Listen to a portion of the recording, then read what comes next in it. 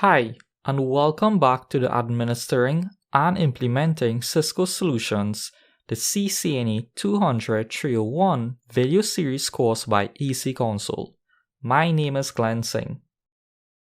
In this video, we will take a look at comparing TCP to UDP.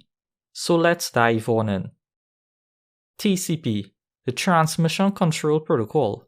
This protocol is defined by RFC 793. It is a connection-oriented protocol, and most importantly, it operates at a transport layer of both the OSI and the TCP/IP protocol suite. It is designed to be reliable for transportation of datagrams between a source and a destination over a network. It provides the reassurance of delivery by simply initializing a TCP three-way handshake before communicating or as an exchanging data between a sender and a receiver. Here we can see two devices. On one side we have Bob, who wants to send Alice a message. But if Bob is using a TCP protocol or an application that is using TCP, the first thing Bob will do is send across something called a TCP SYN packet or synchronization packet. When Alice receives the synchronization or the SYN packet, Alice will respond with a single packet containing both a synchronization and an acknowledgement flag set. In other words, Alice will send a SYN ARC packet back to Bob. Bob, upon receiving the SYN ARC message from Alice, Bob will respond with a final ARC back to Alice. And this here is a TCP three-way handshake. Once a handshake is established, Bob and Alice will begin to exchange data between themselves. For every data packet that is exchanged between a sender and a receiver, the receiver will return an acknowledgement back to the sender. This is an indication to let the sender know their data has been successfully delivered to the intended recipient.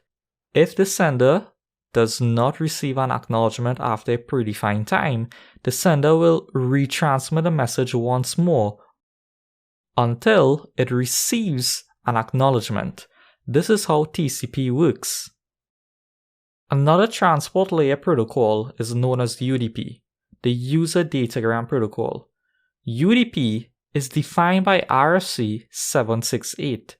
Unlike TCP, UDP is a connectionless protocol, and at the same time, UDP also operates at a transport layer of both the OSI model and the TCP/IP protocol suite.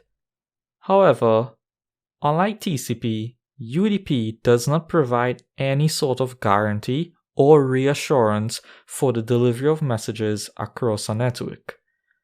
Simply because it is connectionless, it does not establish any sort of session before transmitting any messages between a source and a destination.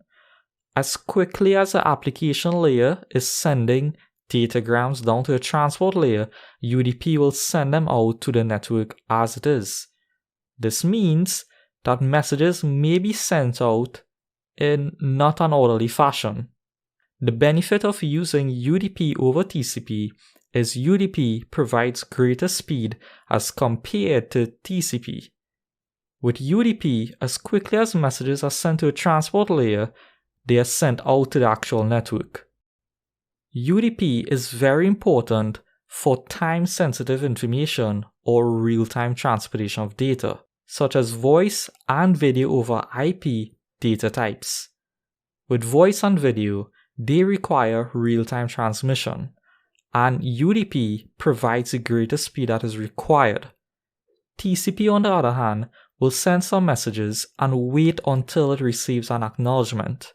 So therefore, TCP is not suitable for voice and video data transmission. This here is where UDP comes in to provide that greater speed for those data types.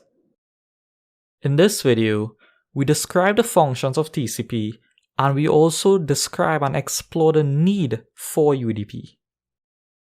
In the next video, we'll take a look at describing the functions of IPv4 and subnetting. I hope this video has been informative for you, and I hope to see you in the next one.